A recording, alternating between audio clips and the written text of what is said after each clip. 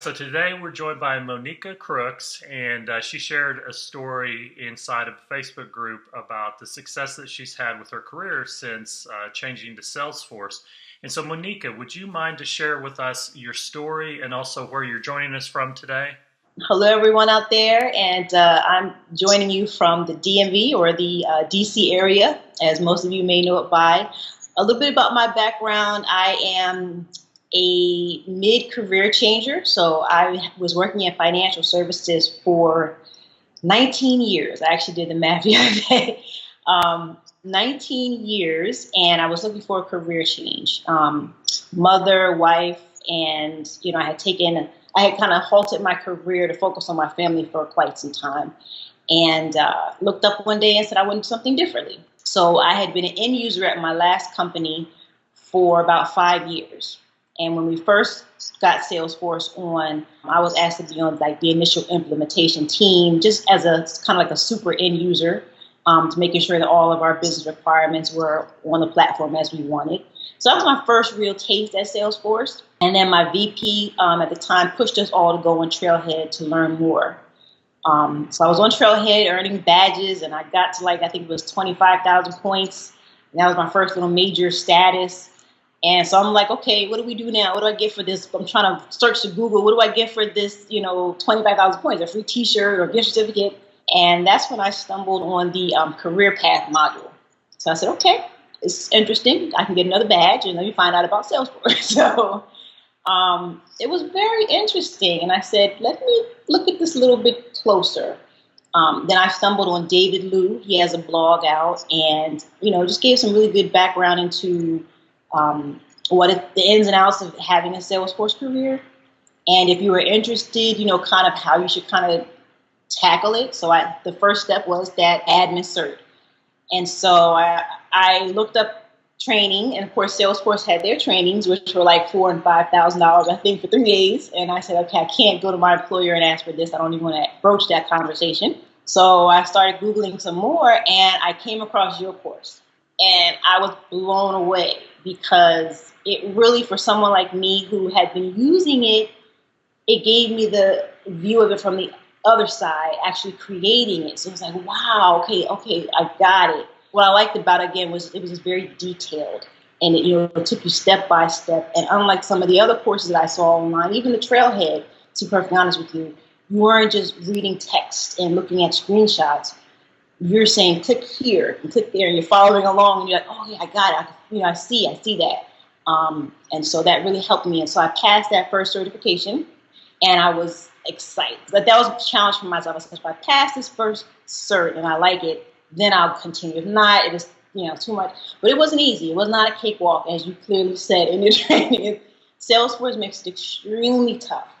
And so once you pass, it's just a really boost to your confidence. So around what time frame was that when you passed the admin certification? So I gave myself 2 months, 60 days of studying. I put together a little calendar of what I was going to study each day. And I studied early. Since I have children, I studied early in the morning before they woke up and late at night, long after they had gone to bed. And I stole a couple Saturday mornings at the library by myself. And I did that for 2 months straight. And actually, my first time I failed because I tried the online proctoring, which was really weird for me. They had a separate kind of camera. It was just too strange. I think I was so nervous that I kept messing up the view and hitting camera. But when I went in and sat down and had a live proctor, it was not a problem. So, what month and year did you pass the admin certification? Admin cert, I passed. I look up my cert date. I think it was May of 2017. Okay. So you've been certified, first certification was about 1.5 years ago. And then can you share a little bit about what your career trajectory has been like since then, as far as any advancements in your career, any additional certifications, and kind of a before and after, and the impact that this has had on your life? So I passed that first cert, and then I said, okay, now I'm ready to continue on. So again, following kind of David Liu's suggestions, I went for the advanced admin, the platform app builder, and then the service and sales cloud certifications in that order. And so I was so disappointed at the time You didn't have an advanced admin. I was like, what am I going to do? What am I going to do? So I purchased a couple other courses there. Unfortunately, I'm perfectly honest, they couldn't touch your stuff. I'm just honest with you. I mean, I failed the first time because it was just like, it wasn't as granular and as detailed. So I had to go back in and really just study the Salesforce documentation, and that allowed me to pass the second time the advanced admin. The other 3 certs, I was lucky enough to go to Dreamforce. The company I was talking about earlier sent me to Dreamforce as a reward for passing the cert. And that blew me away. That was the other thing that just said, this is where I want to be. It confirmed it. But while I was there, as you're well aware, Mike, they give you the option to take the certs there at half price. So I said, I'm going to sign up for those certs. And then in preparation, I just took that year, Dreamforce was in November. So I took the whole summer and that early part of the fall just studying like crazy. And I just told myself, if I don't pass, it's okay. I mean, I'm paying half price. At least I can get an insight into what the exams look like. So I got there. I took the platform app builder and I passed. I think it was the second exam. They had a network outage and they had to reschedule everyone's exams. So I ended up having to take the Service Cloud and Sales Cloud back to back. So I passed the Service Cloud. But when it came to Sales Cloud, I didn't. My mind was jello. I'm sitting there like, what are they talking about? I was totally on overload. So I don't recommend that too much for anybody to do it. But it was a great experience. So I got 2 out of 3. I was proud of myself. Went home, studied for 2 weeks, and rescheduled the exam, and then I was able to pass the Sales Cloud. So that was my certification track. And then for me personally, I said I had a certain goal in terms of the number of certs I wanted before I started to apply for jobs. And no one else has to do it. It's your own personal decision. But that was what I wanted to do. I really wanted to get a good breadth of the platform and learn as much as I could. So I did that, and then I started applying internally at the where I was at. And at the time, I just wanted to make like $90,000. I'm just being very candid. I just wanted to make $90,000. I thought that'd be a great little bump for me and my family. But unfortunately, the job that I was at, they didn't have a lot of Salesforce openings. And the ones that they did have were not in my area. One of my mentors at the time said, you should look outside. But, you got to understand, I'm working at a company for like 18 years at that time I had been with that company. One of those loyal employees. The idea of going outside was terrifying. So I got a career coach. She helped me with my resume, kind of helped me understand, the new ways of searching for jobs and how to interview. So then I set a goal as when I wanted to started interviewing. And at first I was terrified. I mean, just, again, that imposter syndrome. I don't know what I'm doing. I don't know anything about Salesforce. But after about the second or third interview, I started to get my confidence back. I have experience. I've been working for 19 total years of my life. You have work experience, you've accomplished something. And then on top of that, you have these certifications that you've achieved. And again, because Salesforce makes them very difficult, you really have to learn it. So I know this stuff. So my confidence went up and I interviewed a little bit more. And next thing you know, it just seemed like the offers and the interviews were coming in really fast all of a sudden. And it went from me kind of being afraid and not knowing what to look for to me choosing which positions I wanted based on what salary do you want, where do you want to work, and what type of position. I applied to a bunch of places online through all the traditional apps, but what really helped me was, as everyone out there may be or may not be aware of, Salesforce offers tons of free events all over the world that you can go to, and I had went to a bunch of them. I ended up going to Salesforce World Tour DC. And I talked to some of the companies there, and there was a company that I had just saw an opening for on, one of the search or the job sites. And I asked him about it, and it was the hiring manager. And he said, I'm the hiring manager. Send me your resume. So as soon as I got home, I sent them my resume. A couple of days later, we had a phone interview. I had, I think it was 2 or 3 phone interviews, and I was hired. Now, just back me up a little bit. Just prior to that, maybe about 2 or 3 weeks prior to that, I had been talking to someone in the community who was also I consider a mentor. And she was the one who told me, you should be asking for 6 figures. Now, for me, I'm thinking, I don't have that. I can't do that. I was scared. I didn't feel comfortable But upon her advice, I started doing it, and I realized, oh my God, I didn't realize, particularly in this market, and all markets are different, I understand, but in this market, that's what you should be asking for. Particularly if you have work experience in any kind of Salesforce service. So that's when I started understanding how that worked. And I was able to get my first 6-figure offer. And then I started working with that first company, and I got another offer, I guess about 5 months down the line now. And I was really apprehensive because I liked the company I was at. They were good to me. And again, me being a loyal type employee, you don't leave a company, but I had to get out. It was all about changing your mindset. This is the one thing I had to learn. You have to kind of change your mindset.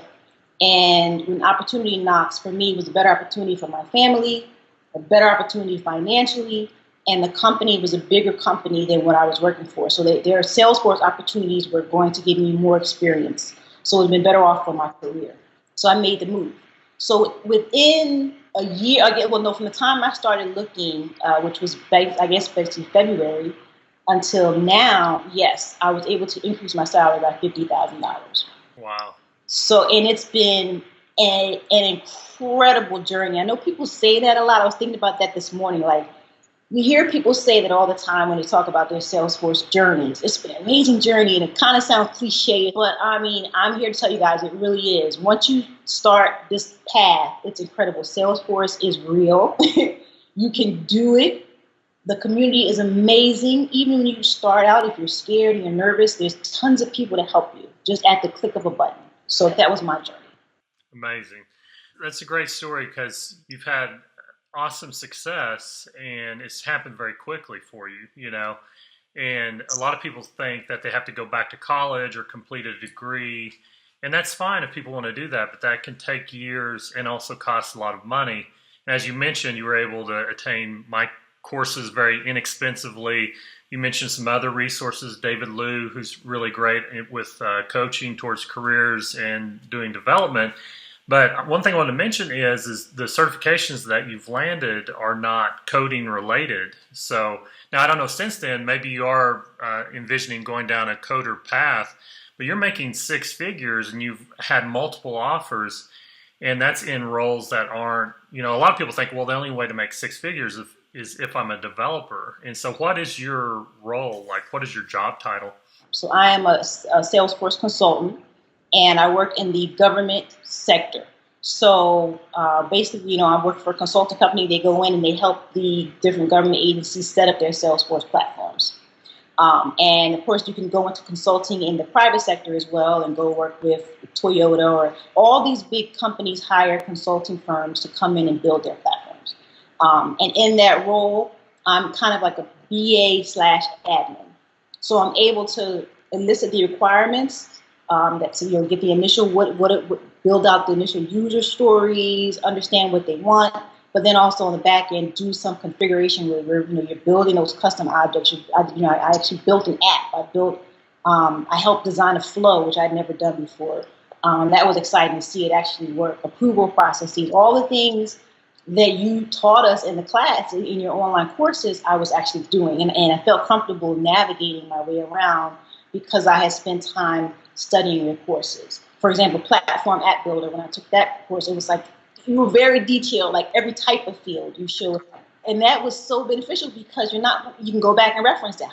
What does that field for again? How do I use it? Okay. I was thinking about going the developer track, but that's more involved, and I felt like I needed to maybe focus a little bit more on things like understanding Java and HTML. And I took a couple of those outside courses, and that went over my head a little bit. But I'm still looking to do that developer cert just because I do want to understand the developer side of Salesforce, because it does help just to understand the entire scope of the platform. It's interesting that you mentioned and noticed that I cover every single type of field in that Platform Ad Builder course. I really realized how much I didn't cover in the admin course, and there's so many little nuances between the different types. And so I thought, okay, I'm probably going to get busted in the chops a little bit for like being this detailed, but I'm glad that it was a useful resource for you. I'm glad to hear that because that was like a 20-hour course. It was like by far my longest one. So you talked about what the day in the life looks like. You're doing kind of business analyst slash admin role where you're gathering the requirements, doing the user stories, and then actually having the ability to do the hands-on work as well. That's really a valuable skill, and you've seen that because you're now making a great salary, and you've gone from I don't know if you can identify with this, and it is hard to believe for people, but you go from being the hunter to the hunted because the phone rings, the emails come in. And so what is that like? What is that experience of, I remember back in the day before I discovered Salesforce, I didn't feel like I could get arrested hardly trying to land a job, getting attention. And now I accidentally update my LinkedIn profile and the phone just starts ringing. And so what has that been like for you? It's been, it can be overwhelming. I've considered maybe shutting down my LinkedIn, not shutting it down, but turning off the notification. I think there's a notification that alerts that you're open and looking for opportunities, because they come in so often that it can be a little bit overwhelming. And also, you don't want to seem non-responsive because these are genuine recruiters that you may need down the line. So one of the things I started doing is just shooting back emails like, no, I'm comfortable where I am right now, but I definitely like to keep you on my network and just kind of keep my own little database of, matter of fact, that's one of the things I think you talked about creating in your boot camp was a database. I thought that was because I have it just in a little Excel right now. But yeah, I keep a little list of the recruiters that contact me because you never know when you can use them down the road. When you're starting to consider making that transition, you can reach back and say, hey, you guys got anything out there? And so it's a blessing that you don't want to overlook because, we're at a time right now where technology is really changing at a lightning speed, and Salesforce is continuing to update all the time, put out new releases, come up with new products. So we're in a really good time right now, no matter when you get in, no matter if you get in today or you get in tomorrow, the sooner the better, of course, because it gives you each day you have more experience. So you take that experience and you're able to leverage it. So even though it's been overwhelming, I'm super excited because this is a whole new world of opportunities. And my long-term goal is to become an application architect. So I'm trying to follow that path. And I'm almost there, very close. But and you mentioned earlier about not having to go back to school. That for me was really important because back in the 90s when I was in college, I wanted to do computer science, but by the time I thought about it, I was already second year. I didn't want to go add more years of college. So I never got a chance to do it. And this for me was like giving me the opportunity to fulfill that dream of wanting to get back into computer programming without having to go to school for another degree, now of course tuition is 10 times or who knows what more than when I went. So this gave me that opportunity, and it gives anybody opportunity, no matter what age you are. I hear that a lot from the feedback. Sometimes I'm in the chat rooms or of your webinars. People are concerned about how old they are. But let me tell you guys out there, the supply is so low with Salesforce. If you're getting turned down because of age, then you know what? That wasn't the right company for you in the first place because they must be out of their mind because there's not enough people who have this knowledge. And so regardless of your age, regardless if you're a woman, that was another concern. This is a very heavily male-dominated industry. The need is there. People need this. In private sector, government sector, they need employees. So amazing. Yeah, great feedback. I couldn't agree with you more. And that's, I hear people say, well, the market's going to get saturated. I've been in this field now going on about six or 7 years, and that gap is only intensified, as far as the shortage of talent. And so it is great to hear you, saying from your own experience what you've experienced, and especially just having that success of increasing your salary $50,000 a year. That is a huge, huge number. And I just saw in the news the median household income across the United States is like $62,000 for a household. You have had that much increase almost in the matter of a year without having to gain a degree, without having to spend $50,000 in tuition. And it is so attainable. And it looks like you're having a lot of fun doing it. I mean, is it fun? It's a lot of fun. It's very challenging work. I'm not going to sit here and say, oh, it's easy. It's a cakewalk. It's very challenging work. But for me, I was coming from an environment where I had gotten used to the work that I was doing. I knew it like the back of my hand. I could do it in my sleep. And that became mundane and boring. Here, it's a challenge every day. You know, you're trying to solve something. And I find myself up late some nights, you know, trying to figure out how this works. Not because, you know, I have to, but because I want to. And I have to make myself go to sleep. Because it's like, you know, I got to get up in the morning. But you know, it's just that fun. And I like the fact that that's what Salesforce did. They created a platform that's fun. It's it can be technical, but it's just, I don't know the word for it. It actually is fun. Everyone's learning all the time. I haven't met anyone yet that knows all of Salesforce. We're all learning in this thing together. There are people who know a little bit more because they've been doing it a little bit longer, but you may come in and you know something new because Lightning is very new and you just studied Lightning and they've been working with Classic for, you know, the last, you know, 10 years or whatever. So everyone can bring something to the table. So it's extremely a wonderful opportunity. Definitely. Well, Monika, I'm so inspired by your story and I just appreciate taking the time to share your story with the world and just look forward to seeing your future success. And I definitely learn new things from my students every day. And the more that I learn on the platform, the more I realize I don't know. And so it's just a joy and a pleasure to get to meet people like you that are just going out and going for it and having success and just walking it out and then paying that forward because I know that you're going to just do amazing things. So thank you once again. No problem. Thank you for the opportunity, Mike. And I encourage everyone listening to this, please sign up for the course. If you can get into the boot camp, get in the boot camp. I don't know if it's too late. I don't know if registration is still open. But if it is, get in. I highly recommend Mike's courses. They definitely will change your life.